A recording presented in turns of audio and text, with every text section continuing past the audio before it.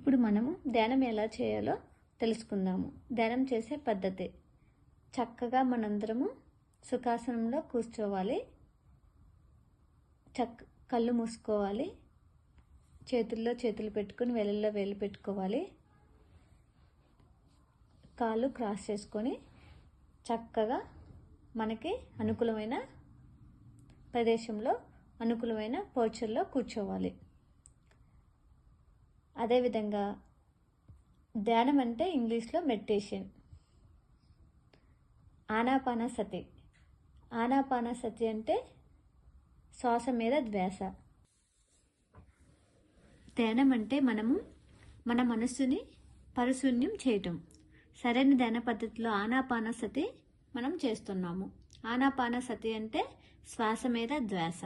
ఇది మనము చెప్పిన విధంగా చేసుకుని చూద్దాం. ఆనా అంటే ఉచ్ఛ్వాస, పాన అంటే నిశ్వాస, సతి అంటే కూడుకొని ఉంటుంది. దీనిని మనం మన శ్వాసతో అనుసంధానమయ్యి చక్కగా కూర్చొనేసి మనం ధ్యానం చేస్తాము. ఎలాగంటే మనము ఏ ఆలోచనలు వచ్చినా వస్తూ ఉంటాయి. ఆలోచనల్ని మనము గమనించకుండా మనని శ్వాసని పీల్చేయగలని వదిలేయగలని మనం గమనిస్తూ ఉండాలి. మన ఉచ్ఛ్వాస నిశ్వాసని గమనిస్తూ ఉండాలి. అది ఏ ఒత్తిడి లేకుండా బలవంతంగా కాకుండా మనము న్యాచురల్గా నార్మల్గా జరిగే శ్వాసని మనం వదిలేయగలని పీల్చేయగలని గమనిస్తూ చక్కగా మెడిటేషన్లో కూర్చోవాలి. దీనికి ఏ మంత్రాలు అవసరం లేదు, ఏ చాంటింగ్ అవసరం లేదు, ఏ దేవుని బొమ్మని మనము గుర్తు పెట్టుకునేసి ముద్రని మనం ఏం అవసరం లేదు దీనికి.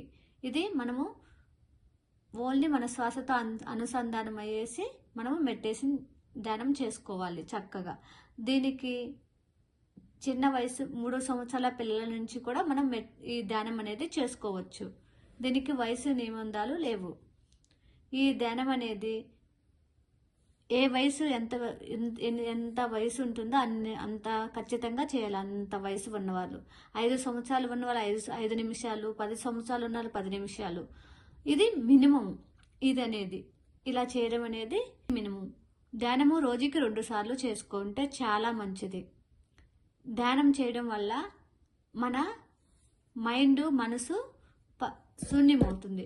అలా శూన్యమైనప్పుడు మనము విశ్వశక్తిని మన బ్రహ్మరంధ్రం ప్రతి ఒక్కరికి ఉంటుంది. విశ్వశక్తిని మనలోకి మనము ఆహ్వానిస్తాము. ఆ విశ్వశక్తి వచ్చినప్పుడు ఇది చాలా అందరికీ ఉపయోగపడే విషయం అనమాట, ఇంపార్టెంట్ విషయం. ఆ విశ్వశక్తి వచ్చినప్పుడే మనలో హీలింగ్, మనలో సరికానివి అప్పుడే మనలో బాడీలో మనలో వర్క్ చేయడం మొదలవుతుంది. ఆ విశ్వశక్తిని మనం చేసే కొద్దీ గుర్తించవచ్చు.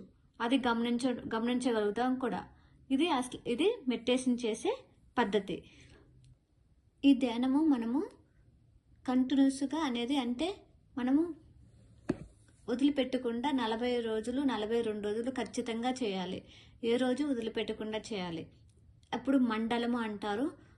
చాలీస, హనుమాన్ చాలీస అంటే హనుమాన్ అంటే వాయుపుత్రుడు. వాయువు అంటే మన ఉచ్ఛ్వాస నిశ్వాస, మన శ్వాసతో మనము ఉండడం అన్నమాట. చాలీస అంటే 40 రోజులు. మన శ్వాసతో మనము 40 రోజులు గమనిస్తూ ఎరుకతో చేయడాన్ని మనము ఆనాపానసతి చేస్తూ మండల ధ్యానము మనము చేయాలి. ఇలా చేసినప్పుడే మనకి ఇంకా ఎక్కువ మనము ఫలితాలని చూడగలుగుతాము. ప్రతి ఒక్కరము రోజుకి 2 సార్లు చక్కగా చేస్తున్న వాళ్ళు కంటిన్యూస్గా చేయడం మంచిది.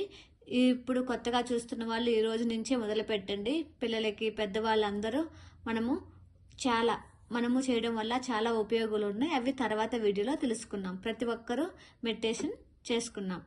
మీ అందరికీ నేను చెప్పిన విషయం నచ్చితే, అర్థమైతే లైక్ చేయండి, షేర్ చేయండి, సబ్స్క్రైబ్ చేసుకోండి. Thank you.